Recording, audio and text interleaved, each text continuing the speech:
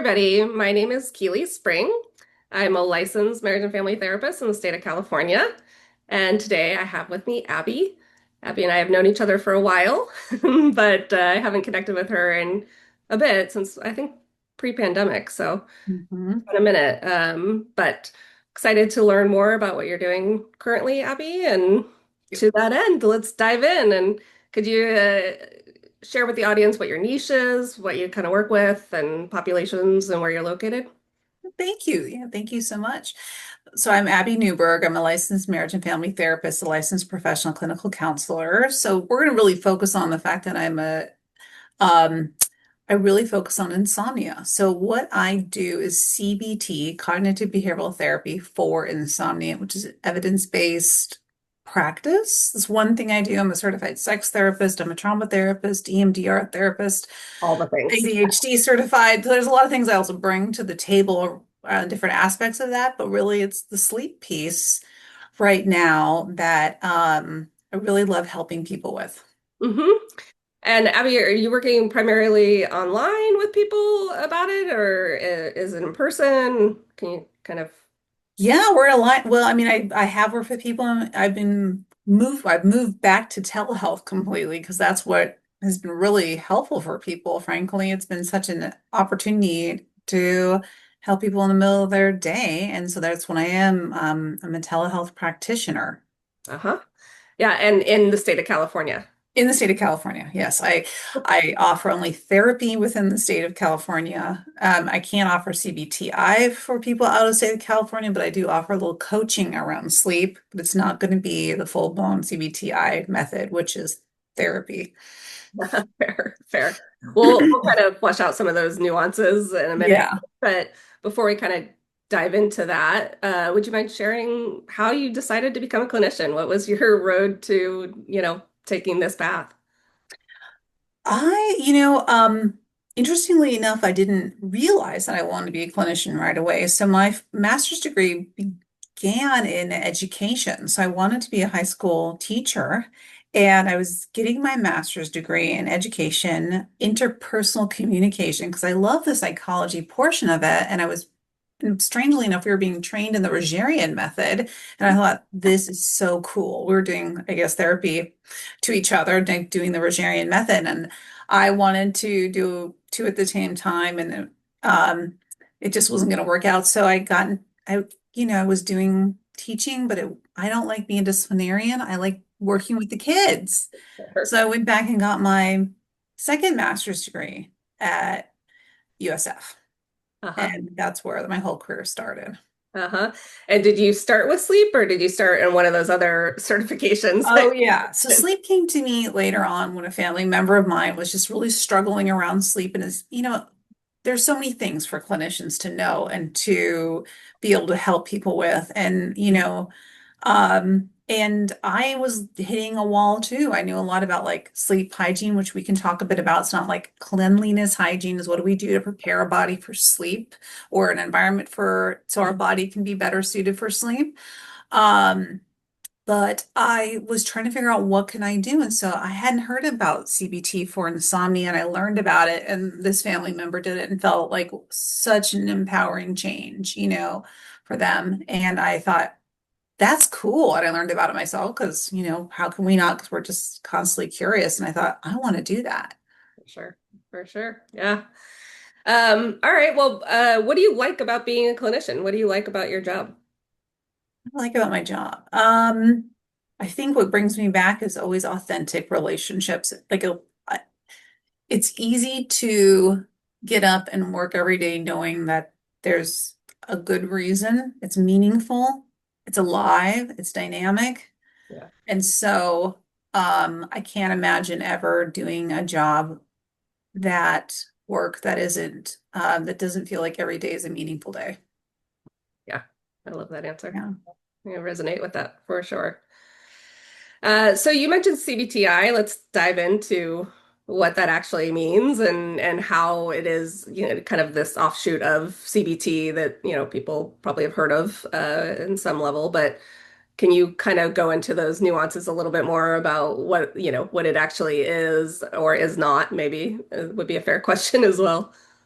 Yeah, so it's interesting. So I almost like think of it as a methodology, like a certain way of um, helping people get their body back on track. And some people experience insomnia their whole life for different reasons, but so the different parts. So there's the cognitive part. So very commonly, the thoughts Mhm.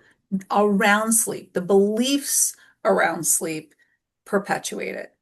So then the thoughts bring on the feelings of anxiety. And the anxiety, of course, keeps us awake. Nobody wants to have those thoughts. We have these thoughts, around our sleep for good reasons, but a lot of times they perpetuate the challenge. Get people stuck like so many different things in our lives. And so in a way, the thoughts were adapted during that short period or during a certain period, but don't necessarily help us moving forward. So we kind of work with unhelpful thoughts. They like to say unhelpful and or building in more helpful thoughts. Maybe it's just a lack of having been taught. Some people were just actually never taught good sleep habits. Then there's the behavioral part, right? Is what behaviors help get our bodies into a state where sleep is more likely to happen. I'm not here saying I'm going to get your body to sleep. You can't make sleep happen.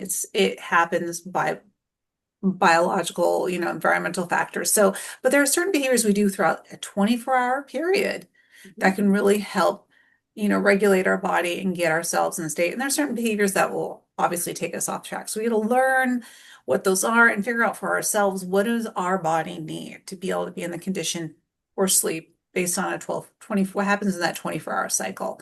And so there's those components, right? And there's this behavioralism,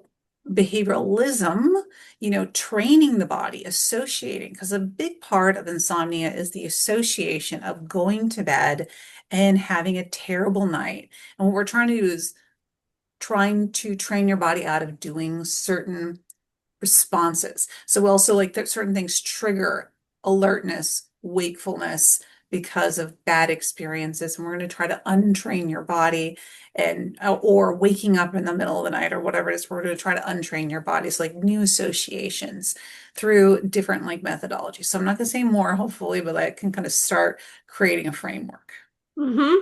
So could you maybe break those down a little bit? So like what would be a trigger when you're talking about behaviors that, the things that we do throughout the day? I am imagining, because things I would talk about with my clients would be like caffeine or screen use or things like that. Is that the type of triggers you're talking about, or are there other things that, would be good to kind of highlight so that people might not identify as a trigger that might be behaviorally kind of getting in the way of sleep?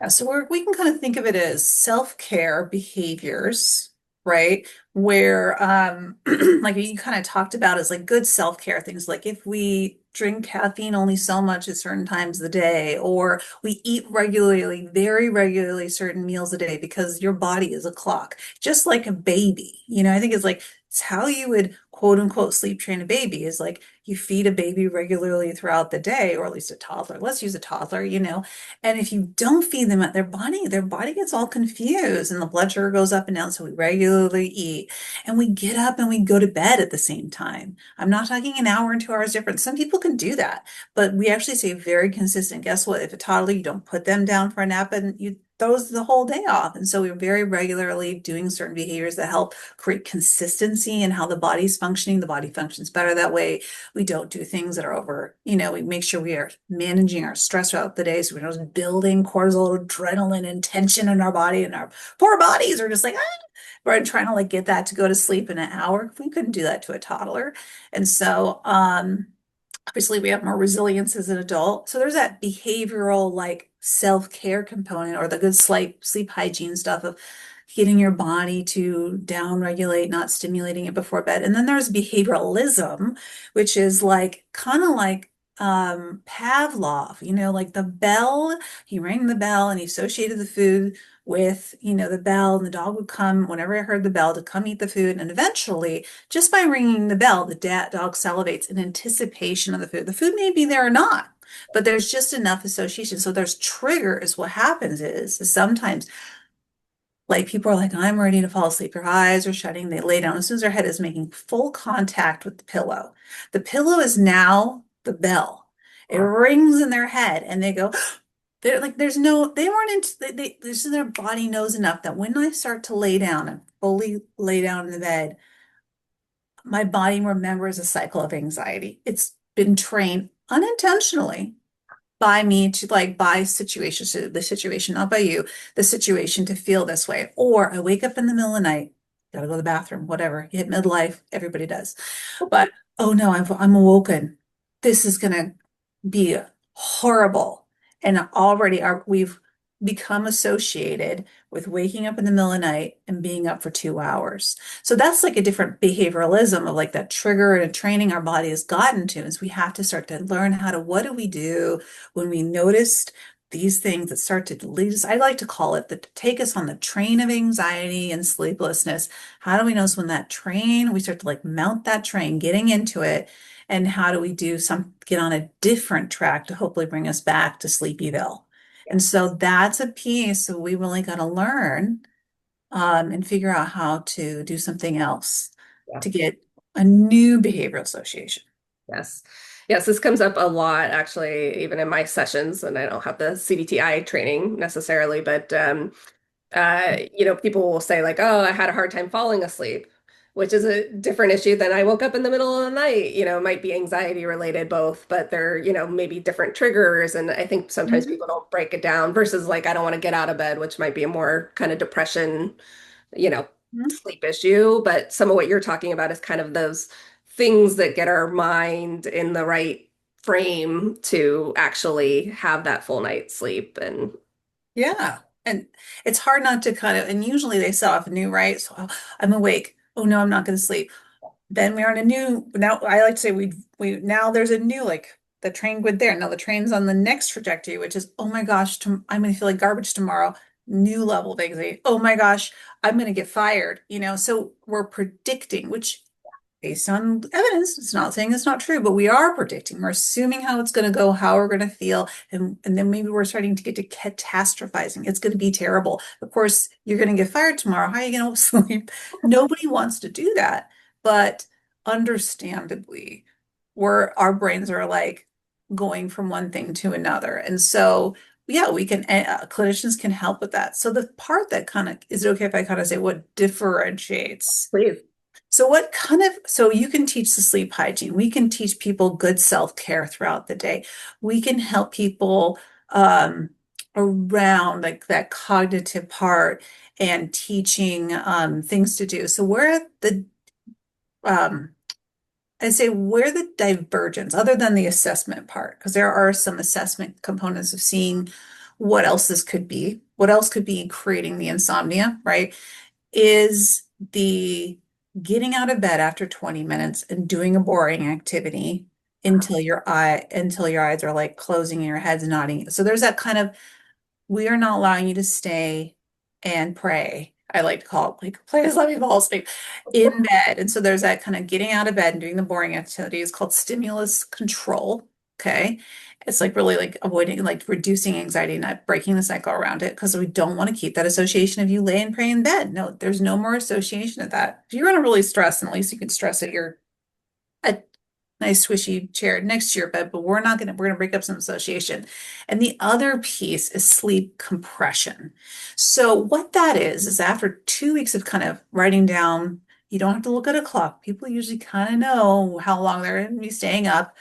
Write down what their sleep, how long they're staying in bed, how long they're awake, blah, blah, blah. We go, okay, based on this information, it looks like you're basically sleeping about 6 hours a night. Okay. And so, based on that average, we're going to give you another half an hour, 20 minutes, because that's how long it's on average to fall asleep. 20 minutes is the average, 30 minutes is generous, right? And then that's all you're going to get. And people are, whoa, whoa, whoa, whoa, whoa, whoa, that stinks for me. Well, what we're trying to do is reduce the amount of time you could possibly lay prey in bed. Obviously, for the first week, it could be brutal, right? Because you're already stressed out. In fact, you only get 6 hours in bed. But the idea is actually you are narrowing the amount of time that you can be awake and you are causing exhaustion. Hopefully the exhaustion kicks you over and keeps you in this narrow fold. Because a lot of people just try to like keep getting spotty sleep. And what we want to do is just cut that out. Someone once described it as like having dough that's spread out too far. And like then it, Oh, spread it too much, it starts breaking and creating openings. It's the same thing with sleep. People stay longer in bed, lay in bed, and what it does is actually really doesn't allow people to create what's called sleep drive or build the hormones for sleep the next night. And we want to kind of do it once the body like it wants to fight it, right? But we're corralling it. We're corralling it to stay in this line. And then as it starts to do that, then we open it up a little bit every week or two until, okay, now your body is no longer, the exhaustion forces it to sleep and it's no longer kind of fighting that time. We've broken, it's like you just don't even get the chance to slay any prey anymore. You're too tired, you fall asleep. And now we've broken that association. But that doesn't, some people want to start that right away. And sometimes people go, let's do all this other stuff first. And that's fine. We can do a lot of stuff like how to manage, the anxiety and exhaustion, and that's fine. And that really improves um, sleep quality. And quality isn't statistical number, but is also really like a rating system of like, okay, this is enough for me. yeah. How do you actually feel based on Yeah. your own personal body needs and Yeah. yeah. Well, that leads to the next question beautifully. What would a session look like then? Is it, it sounds like, you're kind of meeting people where they're at based on what their body is doing, but are there some things that people could expect from a session of like what that looks like? Oh, yeah. Well, there's a whole process. First, I'm really assessing people for any other biological. Well, obviously I can't do like the real, but I'm like seeing if there's something, some medical component I want to refer back, that might be causing exhaustion or sleeplessness, right? I'm really checking for sleep apnea, restless leg syndrome, other stuff that may have to be, or do you have a circadian rhythm disorder? In other words, people who have circadian rhythm disorders who would naturally go to sleep at 2 o'clock in the morning and sleep completely fine. You go to bed at 10 o'clock at night, you wake up at midnight and you're up for hours. What's happened is these people have had a nap Mm, and now they've blown their sleep. And they're not, there's nothing wrong with you. Your body's just different, but it's just not unless you do certain interventions, which aren't that complicated, but don't necessarily like resolve circadian rhythm disorders, or I like to call it differences. You have a difference. You're not broken, you're just different. But catching things like that and making sure so I really want to make an assessment to see what else may be happening here, making appropriate referrals because apnea, once it's resolved, gets rid of, can is actually, like people thought they were depressed. You're not depressed anymore. You're like, I'm feeling great because I'm sleeping now. I'm not suffocating all night long. And or it's no longer insomnia, and then so we figure that out. We want to make sure you get the referrals. The next piece is like, is the psychoeducation component. I want to right away make sure you have a solid bedtime, solid sleep time at a half an hour based on what do you need for a normal average night, like 8, 9 hours or whatever, 7, 8, 9. I'll just say that average. Not like too much. I know you're like once again, we spread out the dough too much, we're going to create gaps. 8, 9 hours. And then we add the half an hour, you're going to be super solid around that. Then we're going to make sure you are eating at certain times. So we're going to make sure there's like very basic self daily care. The next thing, and it all depends on what I do have a full assessment that I have like written stuff to see what's happening in life, and then I'm going to uh maybe and I'm gonna have you document your sleep. So making sure we get that sleep journal. Then I'm really thinking about anxiety because that's another big thing. Wanting to see there's a belief questionnaire. We'll go through that, see what those beliefs that may be challenging for you, more helpful beliefs, teaching you strategies, looking at, yeah, the sleep hygiene, what's getting in your way. I'm not here to say you're doing this wrong, you're bad. Wait, I'm not here at all. This is a judgment free zone. That's just, and I'm frankly like, whatever you want to do, not do on this list, up to you. Let's just try a few things here and there and see if it helps and not touch this and come back to it. I'm a harm reduction therapist, also at the heart of it. So I'm not, you know, I'm here to be supportive of that person. But like, so we're kind of going through these different pieces and depending on what we're bringing in the day or what kind of how the last week went, there's a lot of tools and skills. So it's a little different than maybe other forms of therapy. It's a very dynamic, active education skills processes. Feels a little almost more coachy, uh-huh. Yeah. you know. on the work. Yeah. Yeah, I was going to say that there feels a little bit more of a coaching component to it, that you're actively kind of participating and really kind of setting more parameters or things for people to try. Like there is a, because that sometimes it comes up in my sessions, right? Somebody will have a sleep issue and we'll talk about some of these things that you talked about, like a good sleep hygiene. Are they going to bed at the same time? Are they getting up at the same time? Are they, using their screens right before bed? Like what are they doing to kind of, make sure that they're actually ready for sleep?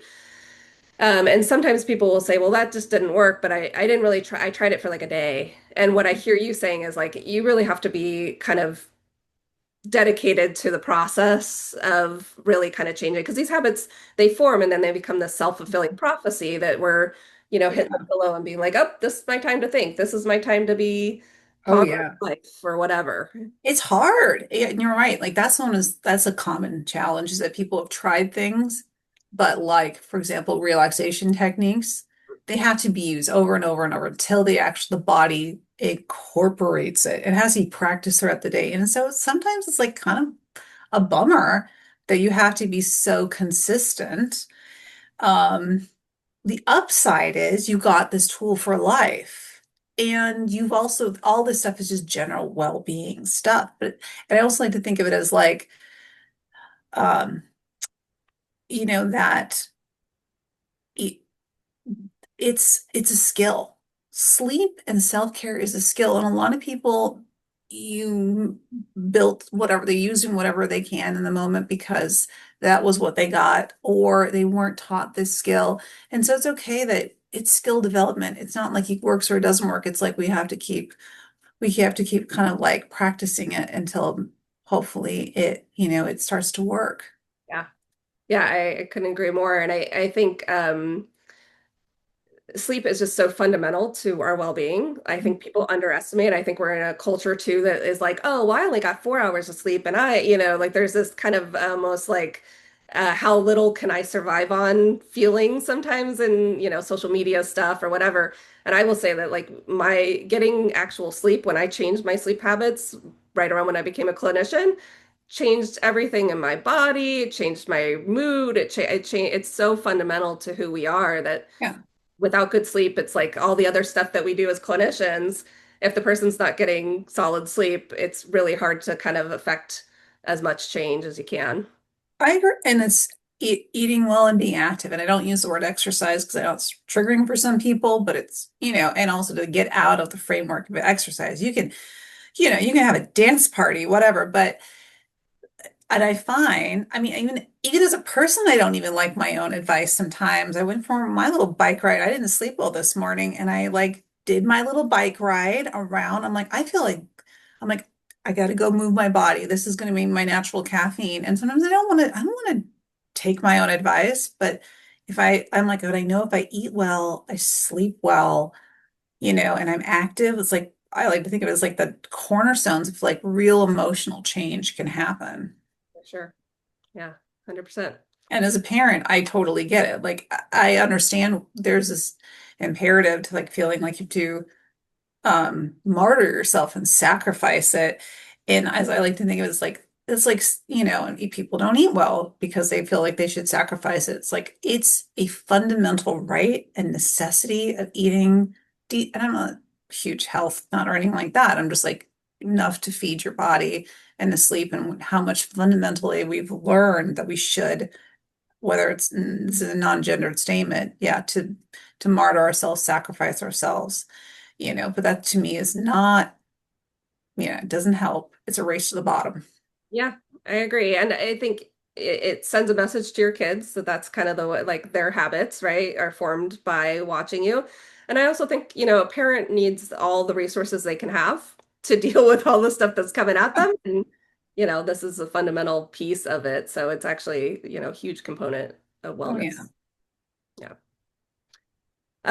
Okay, well, so pivoting a little bit from the sessions and kind of what that looks like, is there anything that surprises you? You've been a therapist for a while now. Is there anything that surprises you about being a clinician still? Is there anything that surprises me?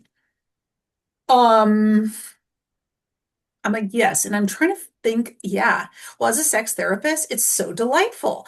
Uh, uh, I'm part of the American Association of Sex Therapists, Counselors, and Educators and Teachers. I can't remember all the acronym. And it is so delightful for people to talk about different sexual expressions of people. And I have the most, I'm sure, interesting Google search history. I do not go incognito. I want to leave a great Google search in history when I die. And I love learning new things that people do and how like the creativity of human beings. So I'm always like, what? And I'm like, huh, that's so interesting. And so luckily as being a sex therapist, there's always something new and fun. Sure. Okay, well, what about is there anything that you wish people knew or understood about therapy that like either comes up personally or professionally that, kind of a theme that you're always like, I wish people knew. I think the hardest thing, just seeing kind of in people relationship to me in the non-therapy world, um, is I understand that people can have bad experiences, and it's sad that people give up, you know, and but and understandably, it's really vulnerable, it's really difficult, you're desperate, it's really hard to even break the barrier. But I also think it's like when people think people don't know, it's like it's good to shop around and it may not go well, but don't give up.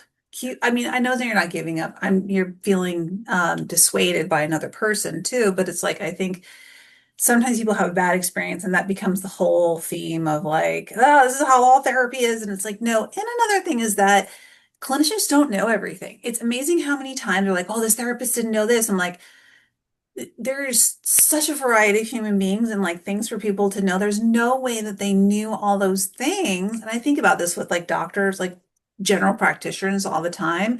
And I have so much grace for them because they're just trying to like keep you from dying. And sometimes as therapists, we are too. And it's like, I understand it's, I think there's a bit of a fantasy that we're like, oh no. And maybe some people put that out there like, oh, knowing but it's like we don't. And we know like slices and we're just there for sometimes for this slice and this piece down the road. And we're okay with you going off and being with somebody new and we support that and we want that. Don't ever feel guilty. But I also think sometimes there's just this like doctors and therapists or people and we're really even limited in knowledge and ability. And it's okay to acknowledge that and I know it's scary though too. I know it's like that's scary to like know that we can help with a component or we might miss something completely that could really change people's lives. But unfortunately, it's a reality of just being a limited being. Yeah. Being human, right? Yeah, being human, like we're all limited and that's existence. Yeah, I love that you bring up that point. I think we get the title of expert a lot, and Right. it's like, okay, in certain things, like, right, you're expert in sleep, perhaps, right? But it, the expert title sometimes to me can feel a little overwhelming because it is that expectation that you are going to know everything about every little nuance of every, and my pushback usually is just like I just own it and say like, well, I don't know that, but I can look into it and see, or I can consult with somebody that does work with that I, might have a better understand. Like one thing that just came to mind is I don't usually generally work with like eating disorders because there's a very specialized, kind of aspect of that work. And when people come to me and they're like, "Oh, I think this is going on," it's like, "Okay, we can talk about these pieces. We can talk about it. I'm gonna also have to go consult or get educated about what that might be so that I can better help you." But I love that you brought that up because it's definitely is something I think that comes up a lot is that there's this expectation that we're going to know every little piece about everything, and that's just impossible. Really Yeah. impossible. And I think sometimes it's like just you just don't know. And I like and I think they just don't. I think just like why we expect like GPs to know everything. Like, why didn't they catch this thing? I'm like, they don't. Can't expect them to know and identify or even be aware of everything. So it's like, that's why we have to be our own self advocates, Yeah. and be like something's not fitting. And sometimes that's why we have to have multiple relationships. I like there's some things I go, wait a minute, now I understand this better, and maybe I would have caught like I think I might have been able to say. I don't know if it would have been relevant, but like, oh, I realized that client was on the spectrum. It wasn't relevant in our clinical work, but now I get it. Mhm. I didn't think about it at the time, but I don't know. I don't think it was necessary. But it's like, oh, I can catch things now I really wasn't able to catch before.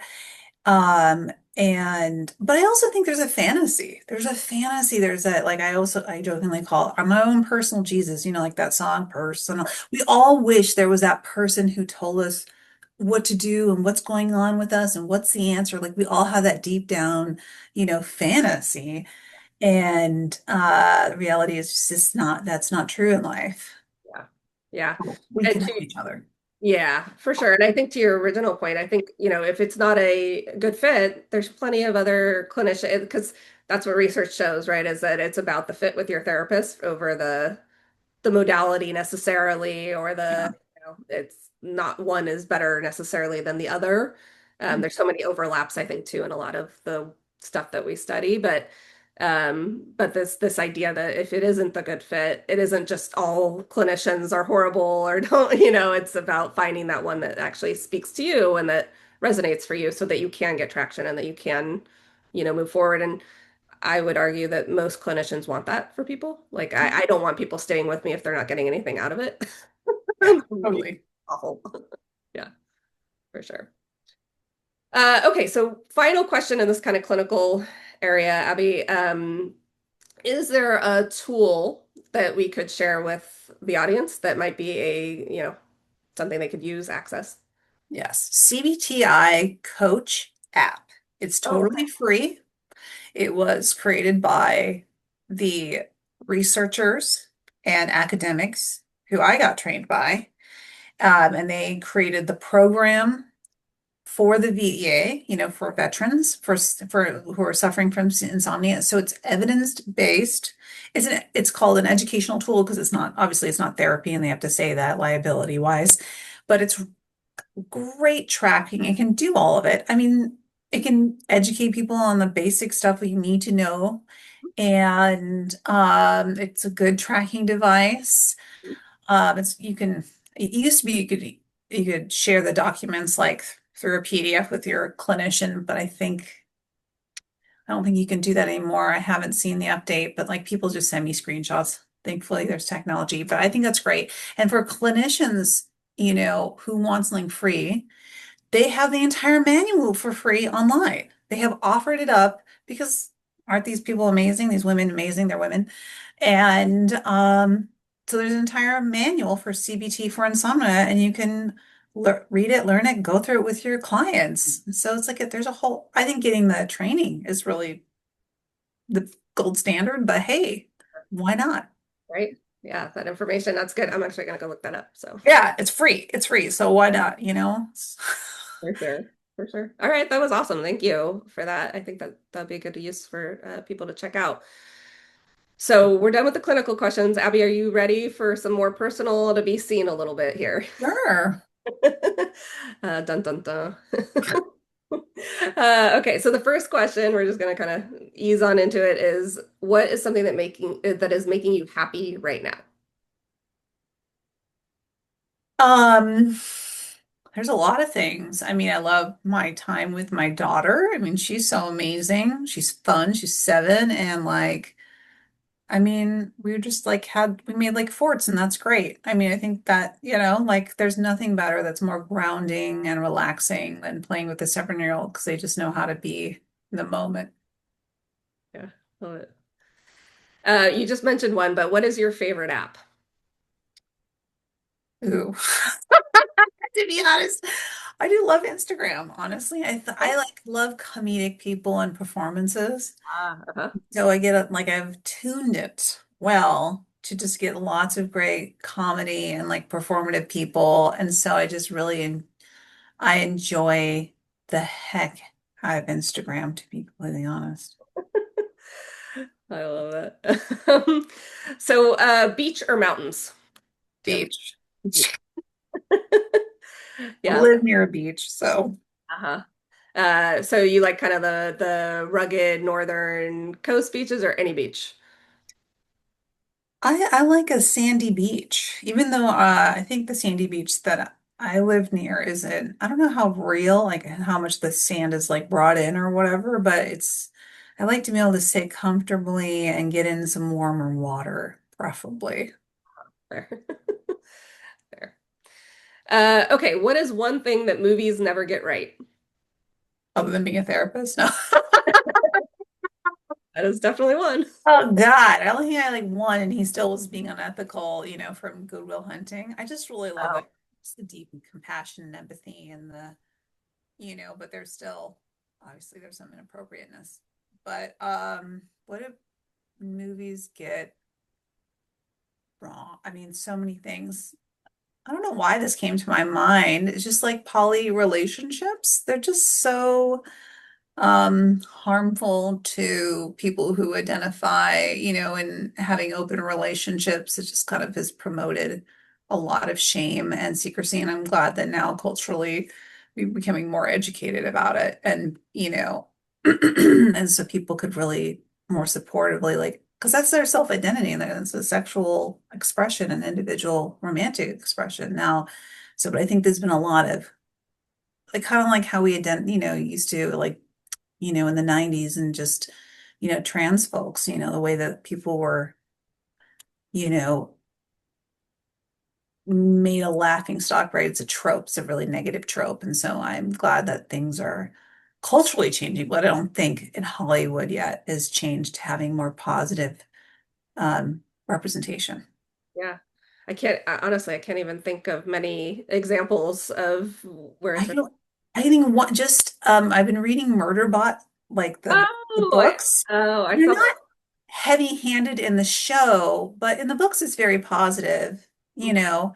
and there's a little bit of that. And so it's like, well, actually, no, they did a bad job. No, I'm wrong. They totally did a bad job.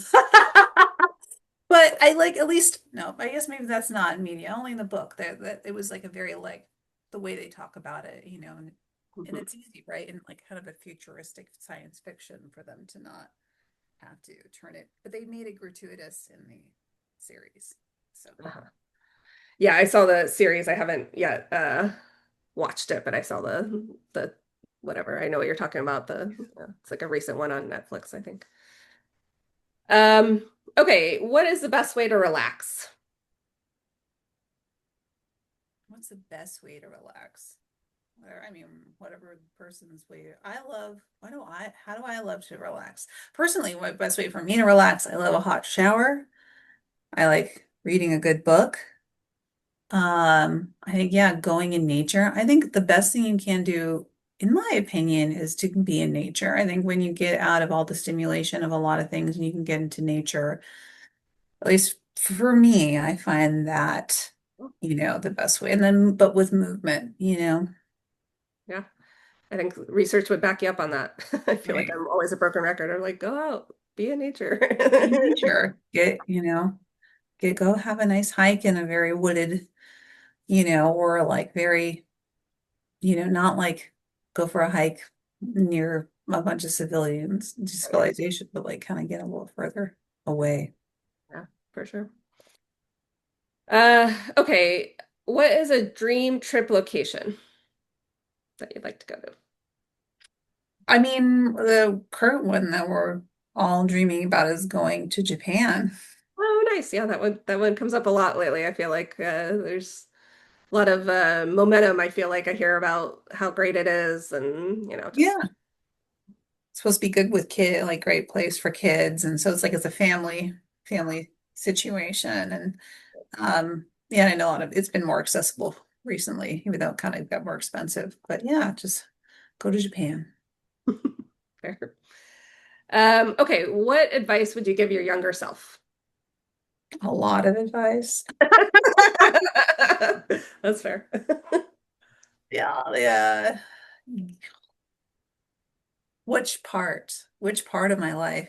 I generally think like, I'm thinking like middle school, high school, like younger teen. I think um I think if I could really I think of the thing that I want to change, I don't know exactly how you would communicate it to a young person to really believe it, is that, you know, Um, I think you're more likable than you are. I think I was just kind of very shy and I'm like, I don't know how to do relationships when I was young. And I think that's just like, just trust yourself a whole lot more and that you're more likable. I was a very sensitive child. So I think just like don't read into other people's this, like they're just having feelings about it. Don't take it personally. It's way easier. I thought it still wouldn't have mattered even if I said it to myself. But like, you're doing great, kid. And I think if I could give advice that actually would stick, that would be pretty amazing. I didn't blossom until high school. And then what would I say to myself in high school?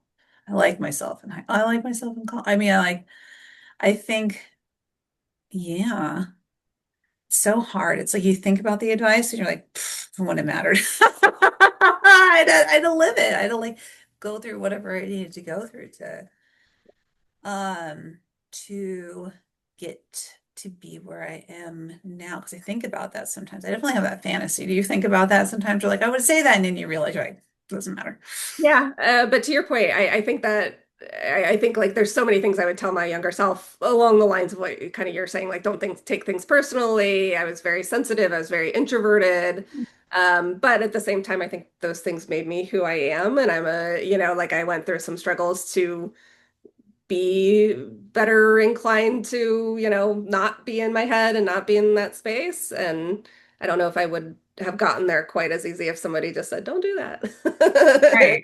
Oh my God. I'm sure people even said that to me, but I think there was probably, yeah, it's never advice. It had to have been a felt experience. It would have been somebody holding that space. And if that someone was holding that space more, and I had a felt experience of it, then it would have changed it. Because all the advice, because I'm sure someone said that, oh, don't be so in your head. People aren't thinking about you. But it's like until you really feel that sense of security through like consistency, like we've talked about before, it's like that consistent experience of, yeah, people like you. See, these kids want to play with you. They're just not having it, until like I had a consistent um experience in which I built that true confidence, it does all the advice in the world is just gonna fall flat. Yeah. Yeah, for sure. I think that's like one of the things even that comes up with therapy is like people need to experience it. And like even you were mentioning mindfulness, you have to experience the like after effects even of it's like mindfulness is great, but it's almost the after effect that's the more important that you're noticing what's changing, how are you having a different experience of it, right? That is, I think, one of the powerful things about therapy is not us just handing the answers and saying, here you go, this, do this, and this. It's like, okay, have that experience of you trying something different, getting a different reaction, and then building that in. Oh yeah, I would say easy to say, hard to do. For sure. Easy to say, hard to do, and over and over again. Yep, 100%. Okay, out of the four seasons, which one's your favorite? Well, I love summer in the Bay Area because it's actually warm. It's not summer in like it's not hot here, so it's actually a decent temperature. But if so, like in the Bay, summer is my favorite. Fair. Sunshine. Fair enough.